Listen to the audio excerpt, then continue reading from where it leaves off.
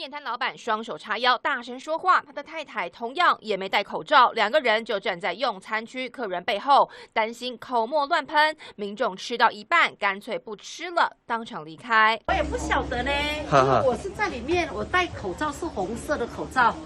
然后我先生可能讲完电话刚刚才转过来跟我讲话。但尴尬的是，照片明明拍到老板娘没戴口罩，但她矢口否认，还说当时丈夫讲电话才将口罩拉下。投诉民众说，他们不止大声讲电话，还不断咳嗽。有咳嗽，但是乱讲的，根本没有，他只是讲电话，没有挂上去而已。被投诉的地点就在南投清境农场青青草原美食商圈户外的用餐区，虽然开放用餐，但店家没戴口罩，大声说话，口沫横飞，根本是防疫破口。起的话，我们还是先用劝导，屡劝不听，那我们会依照解约的方式来告诫。